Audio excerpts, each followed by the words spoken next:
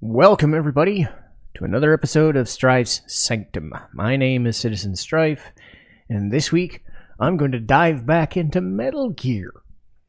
This is the third time. It's the first time I did it, Metal Gear Solid. Second time, the original Metal Gear. And this time, it's going to be Metal Gear Solid 2. And I do have to admit that this game has some interesting twists and turns, I'd say, in public perception, especially given the HD collection / master collection is coming back out for newer consoles.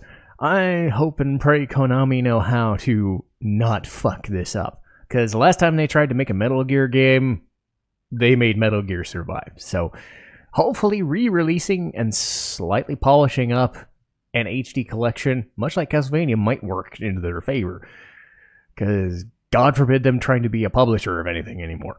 Anyway, down with the soapbox. Let's talk about Metal Gear Solid 2. And this is going to be spoilerific because why in the hell wouldn't it be given Kojima? And gotta admit, so I'm going to go through plot, and then I'm going to go through the game system, and then the positives and negatives. So, Metal Gear was very grounded for the time, very puzzle oriented, and had some issues with going and always having to click the fucking key cards and doing that shit. It really drove me nuts. But at the same time, it's okay. There wasn't anything super special. The bosses weren't anything special. They just had different kinds of guns.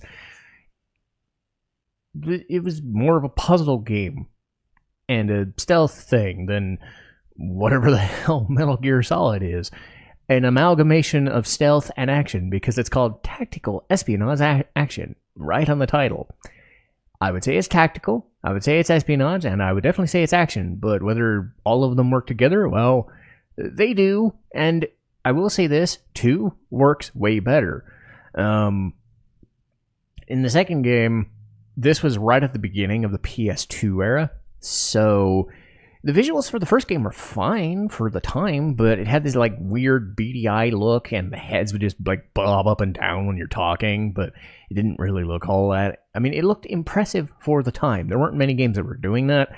I want to say the only ones I ever knew doing it were the late SmackDown games, the late wrestling games, not the Warzone and Attitude, the THQ ones, the SmackDown 1 and 2, and Vagrant Story for PS1 from Square.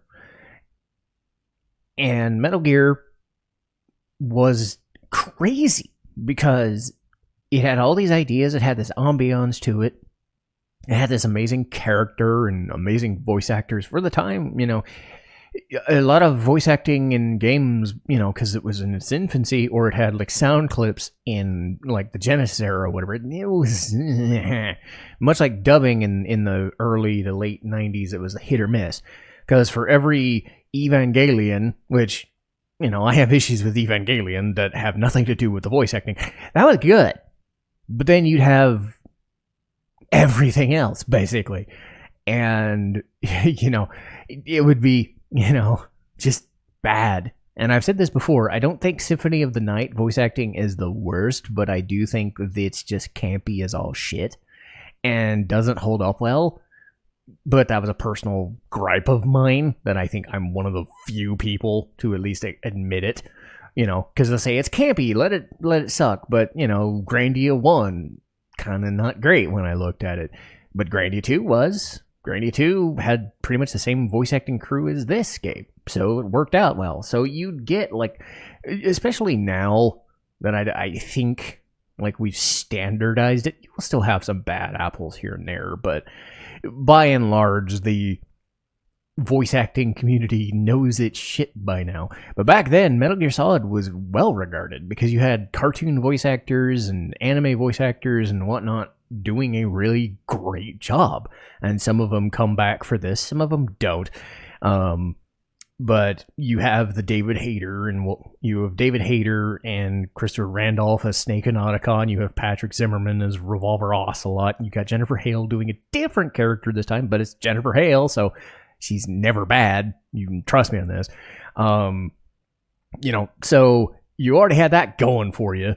I do find it hilarious that, was it Kojima or somebody else who kept trying to get rid of David Hayter, and it just never happened until 5. I forget who did that. Anyway, Metal Gear Solid 5 is a story for another day, as is 3 and 4. But as far as 2, it is weird, because gameplay-wise, it is a big improvement. Visuals-wise, big improvement, except for the look and feel of the big shell and the tanker kind of lackluster, because it's a tanker. It's an oil facility. It's a lot of brown and a lot of like buildings, you know. It doesn't have the snowy visages and, you know, kind of the crazy color schemes that the first game had. Didn't have the foliage that the third game had. Didn't have, well, PS3 graphics like the fourth, and PS4 graphics like the fifth game did.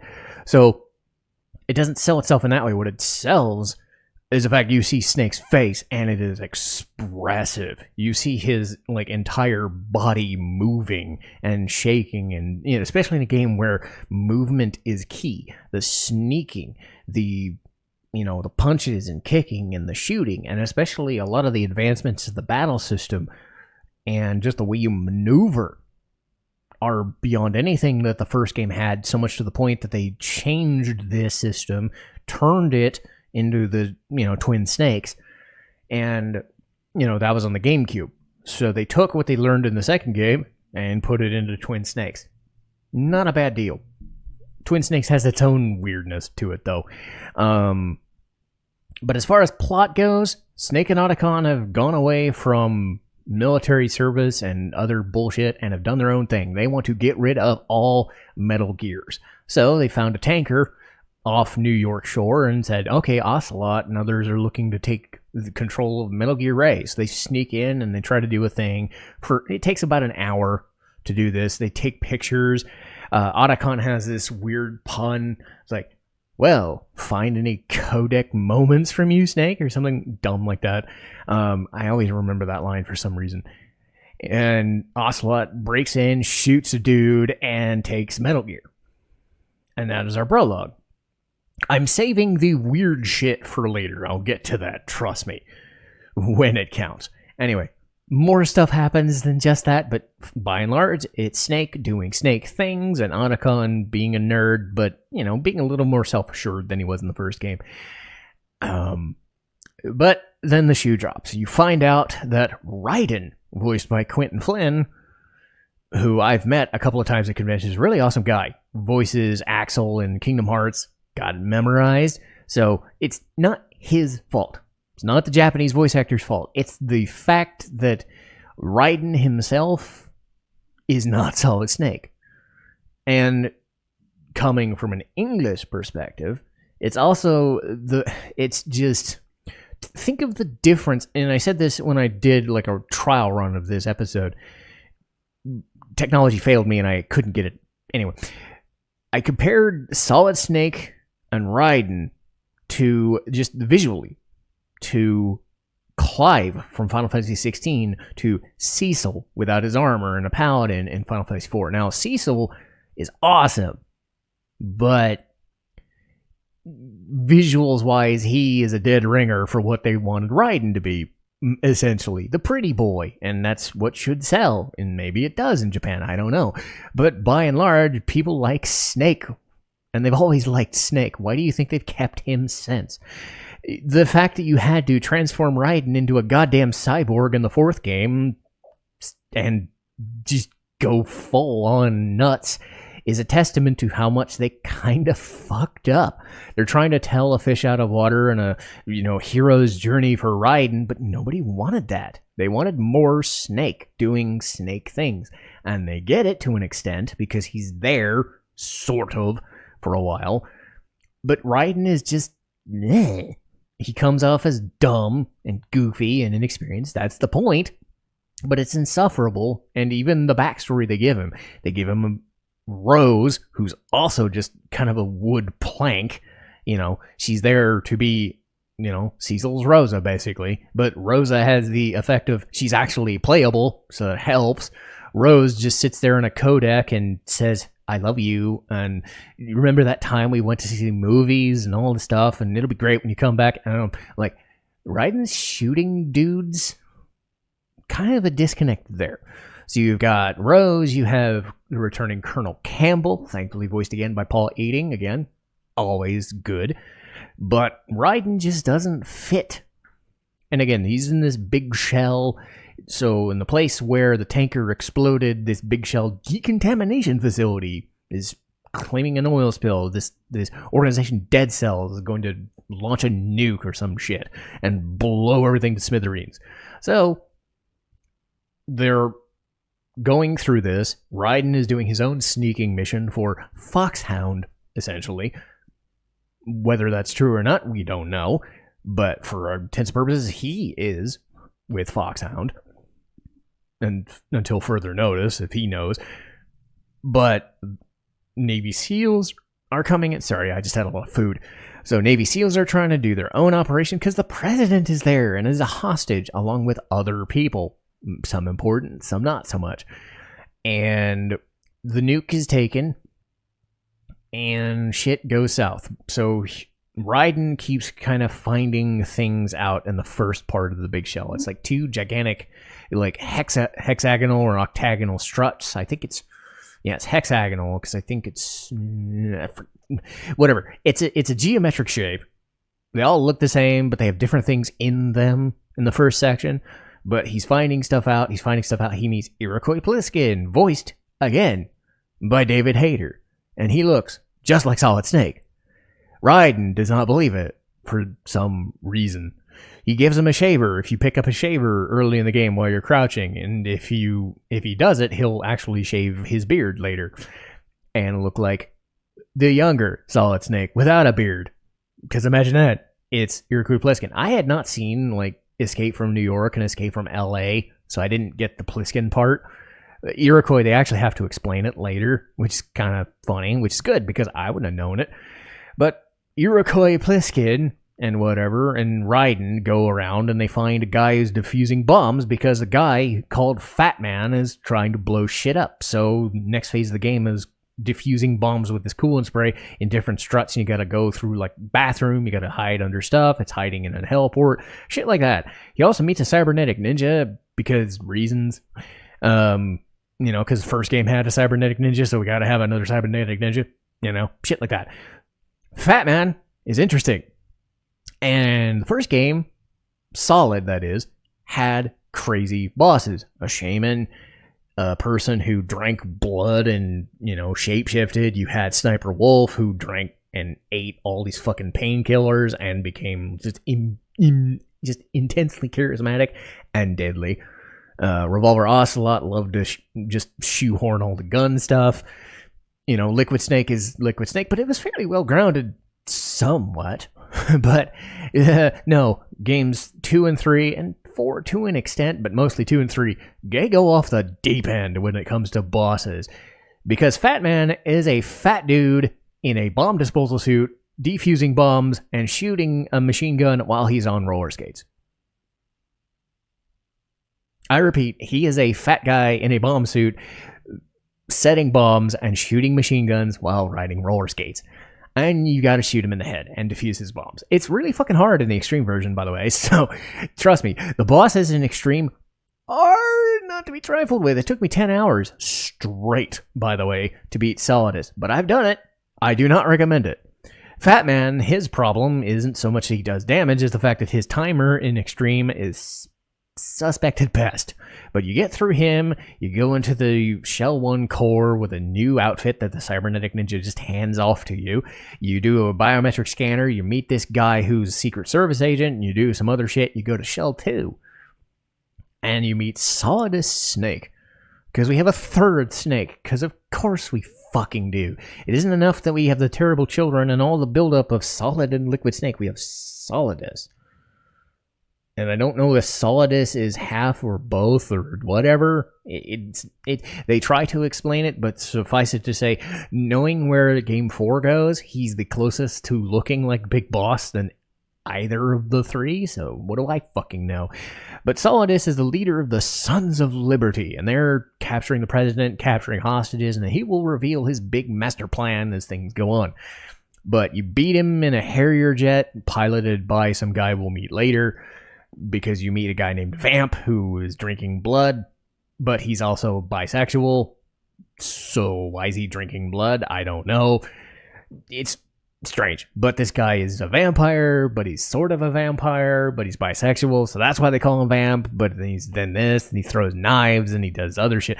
We'll get to him later, because, yeah, he's also weird. There's also a lady called Fortune who can't be shot or attacked with bombs or anything like that. So she has a Gatling gun and shoots people. That's interesting. But we do that, we go to Shell 2, and this is where the game kind of falls off a cliff. Solid Snake reveals himself as a Solid Snake, and you don't take over for him, you keep working as Raiden, because fuck. The thing that really differentiates Solid Snake and Raiden is the way they move and maneuver and sound. Solid Snake tends to do a lot of like gruff punches and sometimes like crazy kicks here and there, but when he rolls, he does like a forward tumble roll, like tumble assault. Raiden does full-on cartwheels, and sometimes he does cartwheels while he's naked, because he gets naked in this game because he looks like a Japanese pretty boy. Well, Snake got half naked in the other game, so why not get full naked now? But anyway, stuff happens, and the game just kind of, after a while, you go into Shell 2, you find the president, you do a thing, you have to go find Emma Emmerich. So you got to fight Vamp, and he shows up in a place where you can drown, but he walks on water somehow. He runs on water somehow. He avoids damage somehow. He says he looks through at muscles and sees where you're going to attack and how you attack and deal with it. And you just kind of have to deal with it and avoid him and just shoot him a lot. But you do that, and then you get to what I consider the worst part of the game, Emma Emmerich, voiced by Jennifer Hale. And no, it is not Jennifer Hale's fault, because as I've said, she's an awesome voice actress, and I'm sure the Japanese actress is fine. It's Emma as a character, because of the shit they pile onto her. Well, one, it's the fact that she's like kind of young for this shit. She's not like child, but she's like a teenager at most. And it's like, why is she smart enough to do this? I'm guessing she's part of the big shell tanker stuff, but at the same time, she knows how to deal with weapons and, locking mechanisms and other stuff. So I'm guessing she's just a researcher following along, much like Otacon is, but she's not as old as he is. There's a reason for that, and it comes across like she's the child prodigy, but it's never fully explained what she's doing. They try, but they're too busy adding on more weirdness than actually explaining why the fuck she's at the big shell. But everybody's favorite, the escort mission, shows up instead. Oh boy, because a stealth game isn't bad enough with, well, not forced stealth, but stealth in general. Now you have to do it with an escort quest. Oh goody. So you got to go through a flooded section, and I don't hate this section because I've done it so many times, but if you're trying to survive, I mean, Emma's, admittedly, her O2 gauge sucks, so you always have to just like keep her from dying, and it's just a big slog because you got to hold her hand and go slow, and you got to hold back because she's got these like drugs in her legs that keep her from moving fast and shit.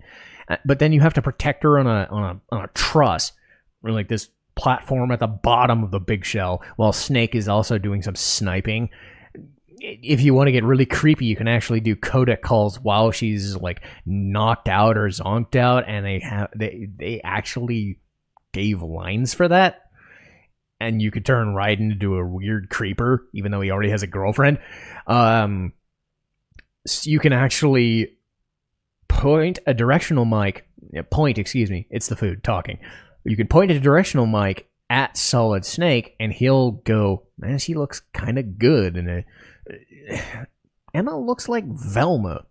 I mean, it's not bad, but I mean, she's in the cute form. It's not somebody I would just sit here and go, okay, Solid Snake would would definitely be into her. No, I think he has higher standards. But no, he actually flat out just mutters to himself, I wonder if Otacon would be pissed if I asked her out. I'm like, okay, whatever. You never met her.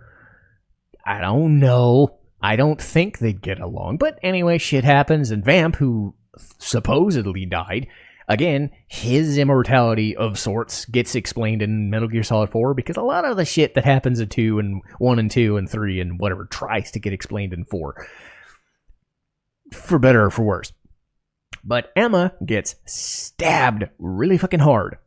Snake does this super cool action scene where he shoots a lot of these like gun turrets in one shot because he's awesome, and Raiden runs around and tries to save her. And one of the biggest problems I have with the Emma thing is Otacon's nickname with Emma is EE because Emma Emmerich, but just the way that Randolph says EE all the time just grates on my nerves. It's like one of those like pulse alarms in your head that just doesn't shut up. Or like whenever you have like that phrase, and I've tried to avoid it, but sometimes you can't avoid saying or yeah, and like that's all you can focus on is him saying that EE. And he will say that sometimes 1 or 2 times or like multiple times in a dialogue scene, and it's just like everybody else calls her Emma. Just stop. But that's not the worst part. Emma is okay, but again, it's everything piled onto her that sucks. Because they go into this explanation that the reason that Emma and Otacon don't see eye to eye is that Emma was left to drown at some stage in her childhood, so she blames Otacon. But then they go into this like weird incestual thing. Not with each other, but with like her stepmom or something. It's weird. Because Otacon is going on about how he's losing Emma to blood loss and death, and he's going, well, I went through all this shit and all this shit and all this shit, and I'm sorry. But then they have to say that while Emma was drowning, Otacon was getting raped or seduced or sexually assaulted by her mother. So I'm guessing it was his stepmother or some weird shit like that. So, God, what is Kojima thinking? Never, ever, ever do that. I mean, some games get away with that sort of thing because they kind of tease it, but they never act on anything. I'm just glad they never freaking showed it, and they just have him do a dialogue scene over some still footage of the big shell, because thank fucking Christ, I don't like thinking about it. It's just strange. So Otacon has seen some shit. He sees his half-sister or full sister, whatever the fuck their relationship, die, and, he ends up getting like this bro moment where he's having to help hostages get out. So Snake and he have this awesome like bromance hug and, the cool handshake thing. It's really awesome because that scene, ickiness aside, is kind of cool.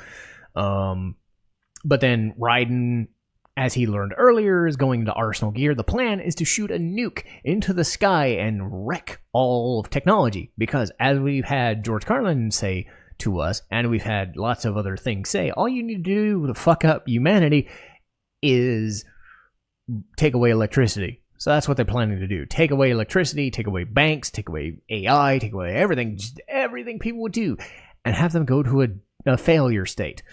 And just wipe the slate clean and try to turn Arsenal Gear into its own outer heaven of sorts. Doesn't really go that way, because turns out Raiden and Snake are gonna shoot and shoot and shoot and kill and shoot, and Raiden gets a sword because Japan, swords are better than guns. Always. Somehow. I mean, swords are awesome, but this is Japan we're talking about. No protagonist worth their salt carries a gun, they pick a sword. I don't get it. Anyway, while that's going on, one of the best scenes of the game happens in this hallway in Arsenal Gear. You shoot a bunch of dudes with Snake's help, and then you find out that for some odd reason, Colonel Campbell is glitching out, and he says weird shit like the credits of people who worked on the game and their names. You hear some stuff from Metal Gear 1, you hear some stuff from Metal Gear Solid, you hear this like awkward thing like, I need scissors 61, you know. Check out that scene on YouTube. It's just fucking amazing. But he goes through this, you see this like still image, and because of instead of the map, you see this lady. I have no idea who it is. It's never explained. Just a lady lying in a bed somewhere looking at the camera. So it's bugging the fuck out. Raiden makes his way to that area, shoots up some Metal Gear rays with a Stinger missile, and learns from Solidus that there's this plan going on called S3, known as Solid Snake Simulation. Everything was meant to mimic Shadow Moses as a test exercise, and turn Raiden from pussy little puss boy into the child killer that he used to be, Jack the Ripper, and make him sort of like Solid Snake. It's to turn a dude who had no actual battle experience, but actually did, because reasons, into a massive killing machine. So that's the plan. Anyway, that's what Solidus thinks he's doing. Turns out Revolver Ocelot has other plans. Turns out Fortune has other plans, and they kind of splinter off. But Ocelot tries to shoot up Fortune because he finds out that her unique ability is man-made until it isn't, because she has this innate thing where she avoids getting shot by missiles, you know, and saves the party. But then the other shoe drops, and this is the thing I wanted to save. Because earlier in the game, Revolver Ocelot's not alone. Because it's not enough that you have this gun-toting maniac. You bring back Liquid Snake. For you see, I live on through this arm! Liquid's arm. So how does that work?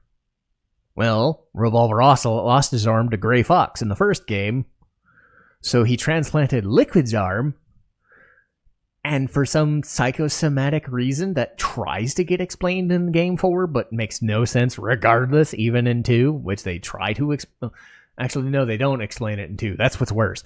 They don't explain it in 2, but they just let you say, Liquid is taking over his fucking mind.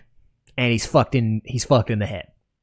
Makes no sense in 2, makes even less sense in 4. It makes even less sense knowing that Cam Clark doesn't even show up in 4, so you can't tell the difference between the voices. And as cool as it is that the final boss in 4 is this big punch-up between, you know, Ocelot from the first game and Liquid in this, you know, and all his weird machinations, and it's my brain. My brain hurts almost as much as Liquid trying to take over my brain through an arm. It's Kojima at his worst. I have not seen Death Stranding, so I cannot confirm if that's the worst thing they've ever done in Metal Gear. But it's fucking weird. Between the pseudo-incestual stuff and now Ocelot mind-melding with the guy who died, I don't fucking know. It's weird. But forget all that, because we got Raiden and Solidus fighting on the top of Statue of Liberty. But while that's going on, the AI they got fucked up, who is trying to fight Solidus, is stating that the real S3 plan is the selection for societal sanity. The idea that Raiden and others aren't just pawns. They're trying to turn the entire world and censorship. Basically censor social media, censor everything that people do, and, you know, do it through whatever means they have. AI is our enemy, and if Terminator and the Matrix have taught us anything, yeah, I can believe it. AI would think we were stupid apes and deserve to die. So we kill Solidus with that blade, because of course we do. The boss fight with Solidus is actually really fucking hard, and I had to spend 10 hours straight when I played it on Extreme way back when. I've never played it on that difficulty since, but hey, shit happens, but I've done it. So trust me, it was a hard-ass fight. But Solidus dies, Rose gets saved, the real Rose, because Colonel Campbell and Rose are just AI, but Rose is a real hostage. But they save each other, Rose and Raiden go off their merry way until Metal Gear Solid 4. Snake and Otacon do their own thing until Metal Gear Solid 4, and then for some reason Snake ages and shit happens. But I'll get into that some other day. We'll talk about Metal Gear Solid 3 instead, because that's the, I guess, less crazy of the three. I don't know. But 1 is certainly grounded. 2 is bonkers as shit. 4 tries to explain everything that fucking happened, so it's fucking long. But 3 is kind of cool.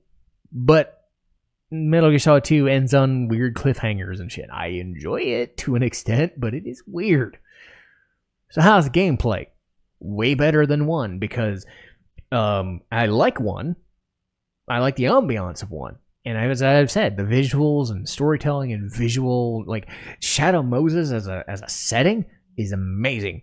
I don't think even the jungles in 3 beat 1, because it's just this dark, crazy place in the middle of Alaska.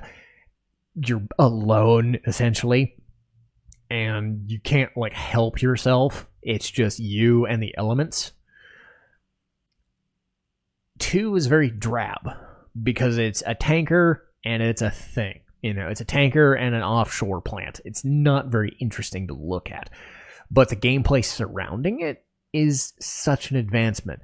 The fact that a lot of the game revolves around how you deal with enemies. And while an enemy comes in, what you can do, if you get caught, you can shoot the fuck out of them, but you're also in alert mode. You can go into caution mode and run away, or evasion mode. Then caution mode, which is the green mode, you get your map back. In some difficulties, you can't have it, like the harder ones. But caution mode, you have to hide and avoid stuff.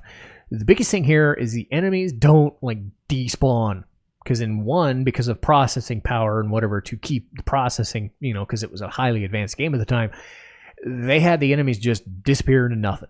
They just phased out. They stay on the ground in this game and all subsequent games. They have these radios that come in, and if you shoot the radios, you can delay it.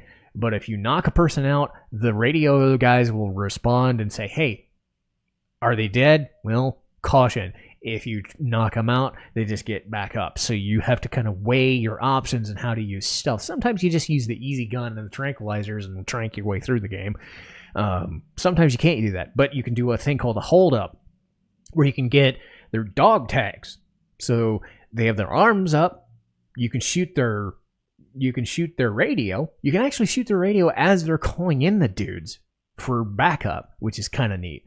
You can see them kind of lowering and try to take their guns, and they will try and smack you, and then will run away and do more stuff and shoot you.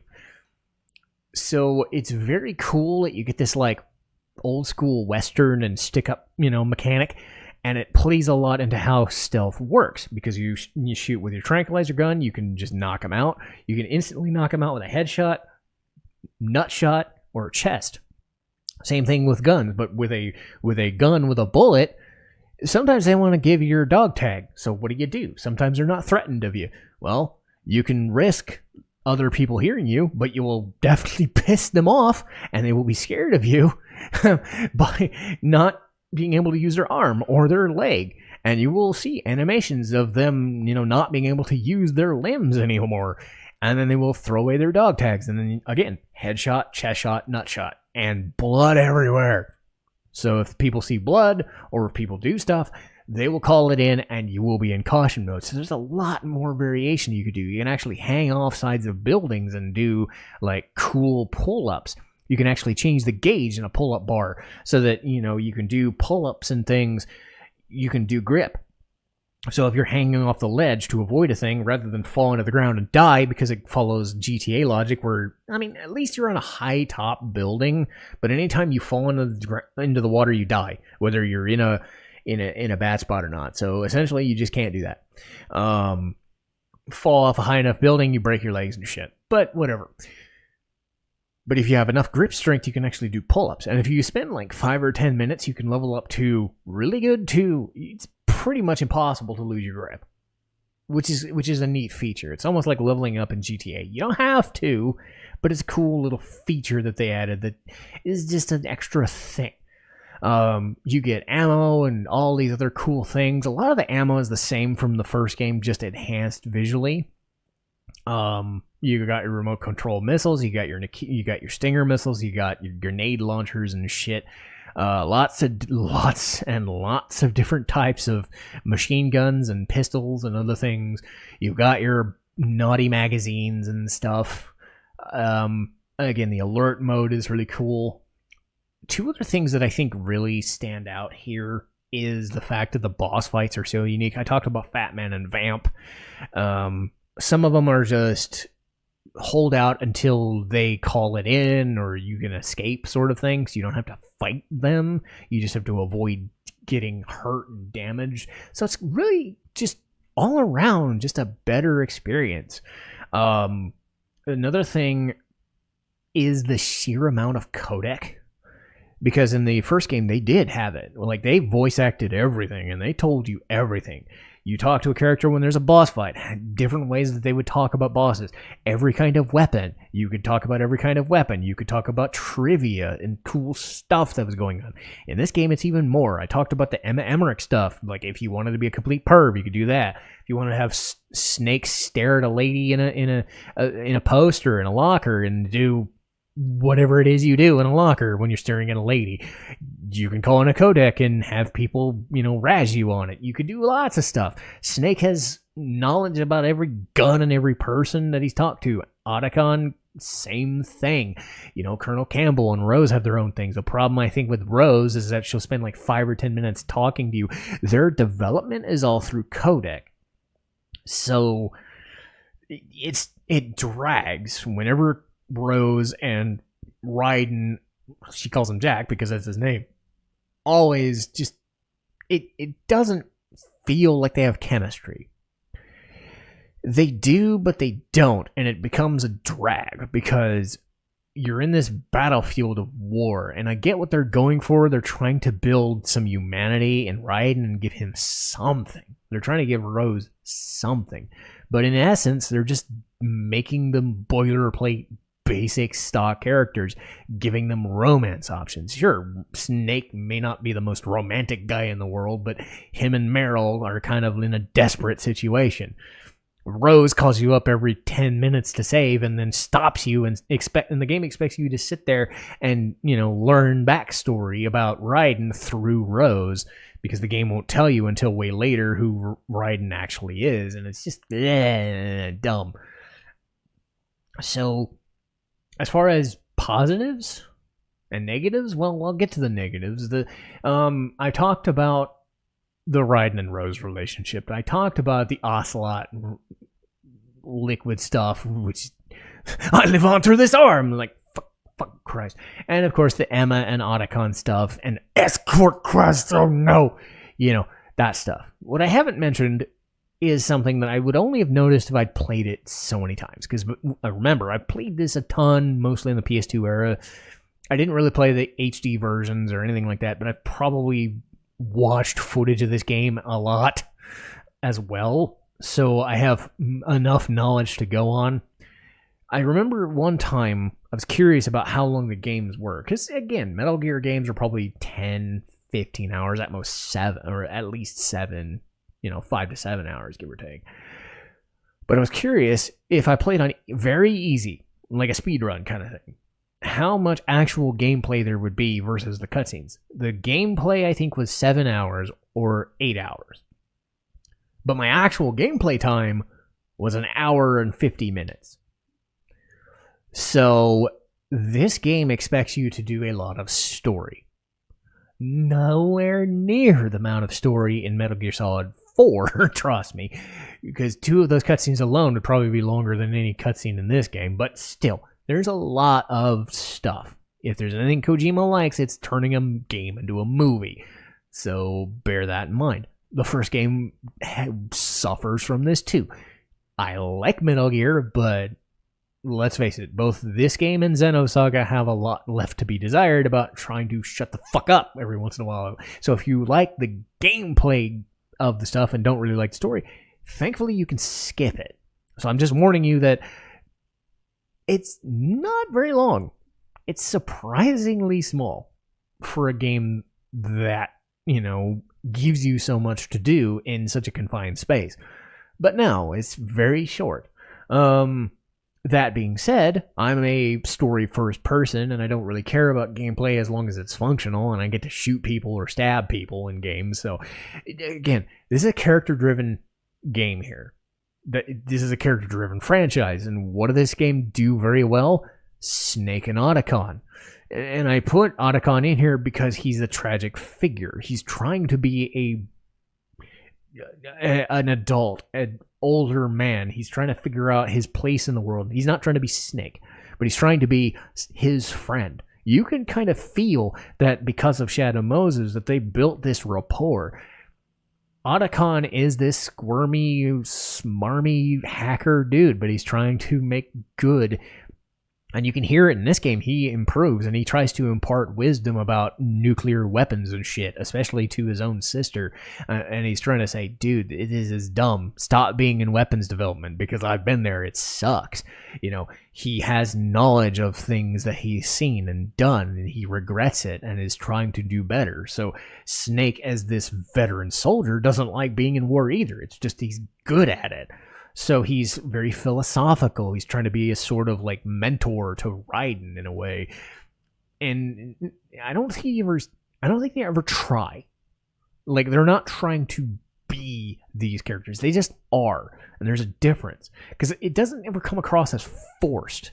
I will give the game this. It forces some of the stuff like the Raiden and Rose thing because it doesn't feel natural. But Snake and Otacon feel like people that are from an earlier game that have lived through a lot of shit and they've tried to make the best of a bad situation. So they work as great characters. Some of the other characters as well flesh out the cast. Even Raiden to an extent are okay, but they're not substantial. And of course, the less said about the Ocelot liquid thing that I'm never going to understand is just whatever. I like Ocelot a lot, but adding liquid on top of that was not necessary. Ocelot, as we've seen in 1 and 3, is a strong enough character on his own. You do not need to add liquid to that bullshit. They're two characters that deserve to be separate. So, whatever. But the Snake and Otacon thing was great. The fact that all of the bosses are very unique, even if most of the stuff you're doing with a Harrier, fighting a guy, running a Harrier jet, but fighting Fat Man, fighting Solidus is still unique. Fighting the Metal Gear Rays is pretty simplistic, but fighting Vamp and Fat Man is just, they're great set pieces. Games 2 and 3, and to a lesser extent 1, because it's a little more grounded until the ending, they do a great job at giving you bosses and making you feel like these are just so unique and so special of an occurrence that they're just different situations. And it really continues in this game. But again, the sheer amount of codec stuff, Raiden Rose to an extent, but even just adding stuff you don't need to do. I remember seeing a "Did you know?"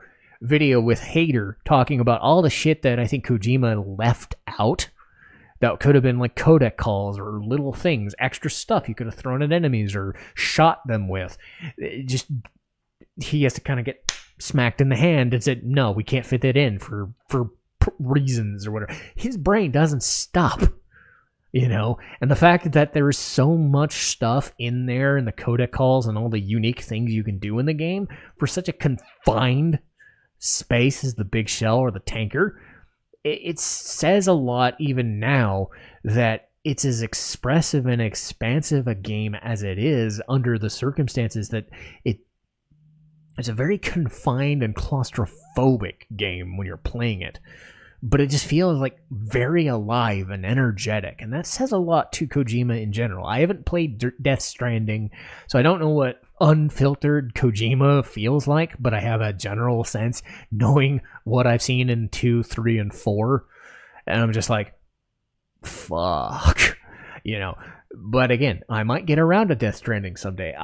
Let me know if I should, play or watch Death Stranding because I'm confused. If I'm confused about Metal Gear Solid 2, I shudder to think what Death Stranding, a Kojima-only production, feels like. But again, Metal Gear Solid 2, I think it is the weakest of the 4 games, but it's still so fascinating. It is a fascinating game. Functionally, it is great. Storyline-wise, it's a fucking mess of weird shit. But it is so captivating. The one thing you can say about Metal Gear and Kojima games is they are captivating to an insane degree. So would I recommend playing Metal Gear Solid 2 on the Master Collection? If Konami doesn't fuck it up and it actually runs well, absolutely. Play any of the Metal Gear games, you will have a fun time.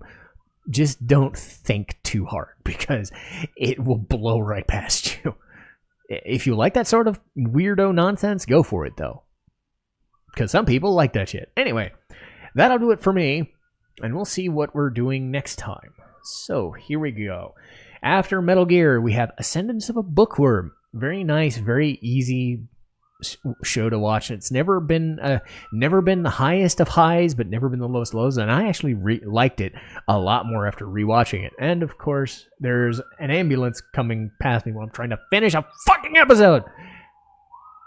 Anyway, after Ascendance of a Bookworm, I've got Teenage Mutant Ninja Turtles, the first movie, the great movie. Because there was a second movie that was alright, but a little more kid-friendly. Third movie is just a fucking piece of shit, so it's really bad. There's Black Butler, which is not bad. It's a hell of a show. Like a hell of a butler. So there you go. There's Master Detectives Archives Rain Code, which I've played and watched. I did a YouTube watch, then I played it on stream, so I'm pretty familiar with the Danganronpa follow-up. And I love that game. And after that will be the next anime that was voted in, The Helpful Fox Senko-san. Very subdued, but just nice. Just nice and chill. And a show about stop thinking and stop stressing and stop feeling bad about yourself and just be happy. And that's something we can all share sometimes. Is things get really fucked up and really crazy sometimes, but we need to just lighten up and enjoy ourselves. So I'll end on that note. Make sure to take care of yourself. Make sure to make time for yourself.